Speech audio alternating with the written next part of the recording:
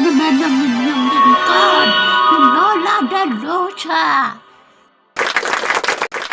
Ang pagdugsong sa baywang ng pantalon. Lola, kamusta ka na po? Mabuti naman, Apo. Bakit mo ba natanong? Kasi nga po, si Tita Iska Dalosa, tumanggap po siya ng repair. Palalakihan daw po yung bewang ng pantalon niya kasi tumaba na daw siya dahil sa lockdown po. Ganon ba? Ay nako, marunong kaya yan. Ay siya, sige at tulungan na natin siya. Baka yun ay mangmali-mali ng ginagawa niya.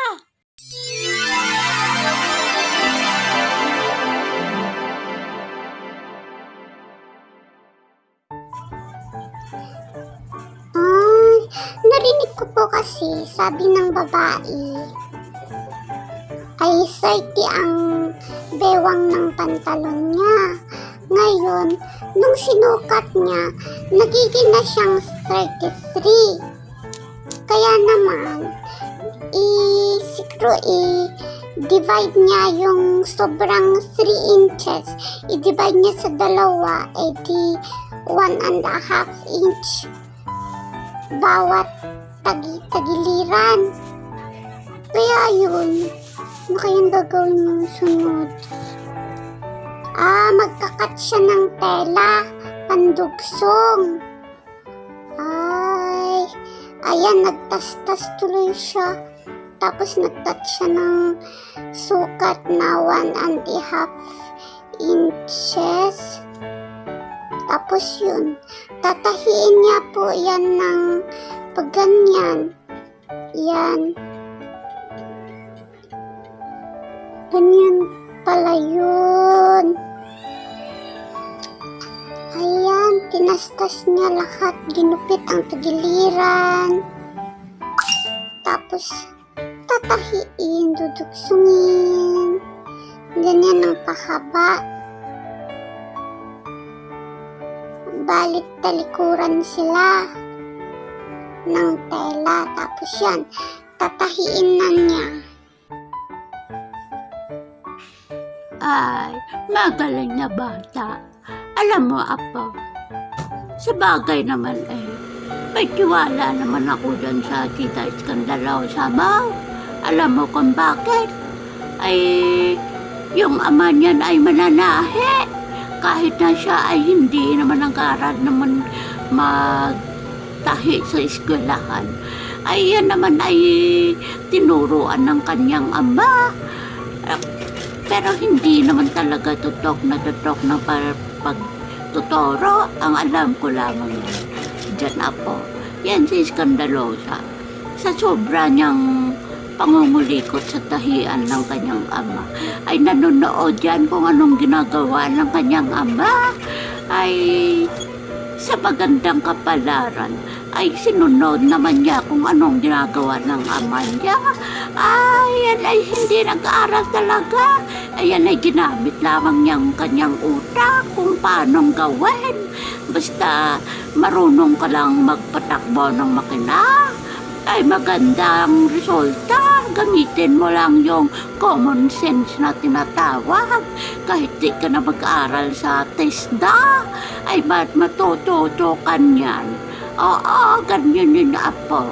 Kaya kayo, mga bata kayo, kapag may ganyang pagkakataon, hindi mo na kailangan mag-aral sa TESDA.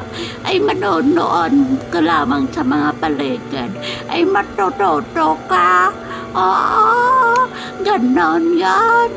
Ay, kulang lang yan sa paggamit ng utak. Gamitin mo ang common sense mo, ay ikaw'y makakatahi. O tingnan mo nangyari kay Iska Dalosa. Kahit di nag-aral sa TESDA, ay marunong magtahi. Sa kanyang isip niya lang yan. Oo, ikaw, paano mo man naman palakihin ang bewang ng pantalon na ganyan, mag-magic ka? Ay, wala rin namang mabibiling tela sa pandemic na ito. ay maghanap ka na lang ng pantalon na luma dyan. Tabasin mo. At yun ay idikit-dikit mo dyan. Grabe ka naman, Lola. Ganun pala yun. Ay, ganun pala nangyari kay Tita Iskandalosa. Ang galing naman ng ginawa niya, no? Paano mo yan nalaman, Lola, na ganyan ang nangyari sa kanya? Ano bang klaseng tanong yan, apa? Ay, tanong pa ba yan? Buti pa'y manood na lang tayo sa ginagawa niya. Oh. Ay, sige, Lola. Manood na lang tayo. Sabi mo nga po, marunong naman siya. Eh, hindi na po natin siya tutulungan. Bahala na po siya dyan.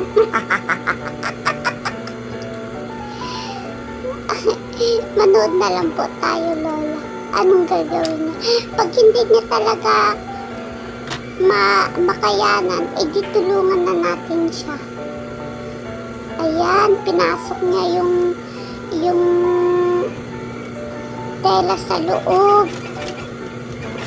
Ayun, ilalak. Baka kasi maputol pag hindi ilalak yung sinulid. Ayan. Pati yung sa likod, ayusin mo rin yung doon sa looban. Yan, iset up mo muna yan doon. Tapos, saka tahiin. Para matahi sila sabay-sabay. Aray ko, ang kamay Lola niya, oh, hindi siya nag-iingat. Baka matahi po, aray ko. Naku, baka madiretso yung makina. Yung makina yung karayong. Nakakatakot yung Lola, yung ginawa niya.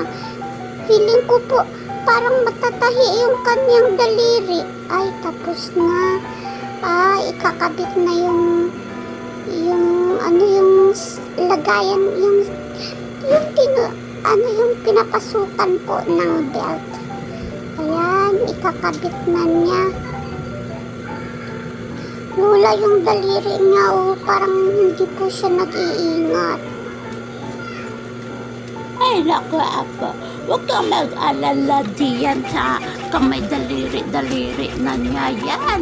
Kasi marunong yan mag-control. Nakokontrol yan ng padyak-padyak ng kanyang paa at ng kanyang kamay. Siya naman marunong yan mag-control. Ay, alam naman niya kung mabilis ang kanyang pagtahi o hindi. Na po niya, Lola. O, tingnan niyo po, oh. Ayan, tapos na po siya. Ay, ang galing-galing. Ay, sa kabila po ulit. Ganon din po ang gagawin niya, Lola. Oo. Ay, ang daliri. Lola, aray ko, ang daliri ko. Lola, natatakot po kasi ako sa ginagawa niya, Lola. Yung daliri niya, aray ko, parang ako ang maiipit. Parang maipit ang daliri ko, Lola.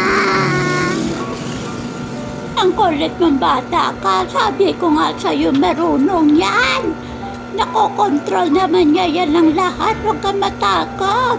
Ay, nako. Pasaway kang bata ka, ah. Hala, Lola. Tapos na rin po niya yung kabilang side. Matatapos na po yata siya. Oo nga po. Tapos na nga po siya.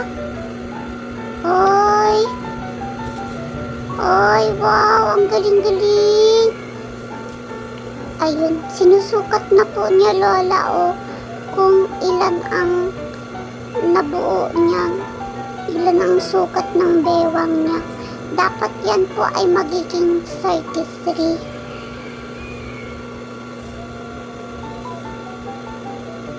Ayun. Try. Para po siya maging 33 na. O yun. Ang galing-galing po ni Tita. O, nagganyan na po siya ng kamay. Ibig sabihin, okay na po. 33 na po ang galing. Wow! Galing-galing! Yay! Ang galing po ni Tita Iskandalosa, Lola. O, diba? Ayan na po siya, oh. Pakaway-kaway na. Tapos na daw po siya. Yan pala yung kanyang tahian, Lola, oh. Ayan nga po, Lola. At mayroon na naman po tayong bagong natutunan po kay Tita Iskandalosa. Kaya sa mga manonood ni Tita Iskandalosa, sana po ay hindi po kayo magsawa magsubaybay sa kanyang channel po para meron po kayong matutunan ulit sa mga susunod po niyang mga palabas po. Tama yan, Apo. Ako may gusto ko rin magpasalamat sa mga manonood ni Iskandalosa sa inyong pagsubaybay at pagtangkilik sa aming mga boses. Ito talaga si Lolo Pusuway. Grabe kung makasabi. Sige po mga kaibigan, salamat po sa inyong panunood.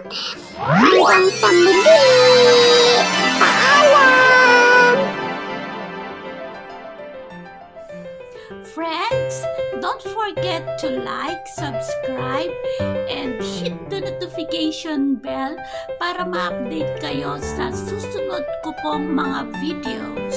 Bye!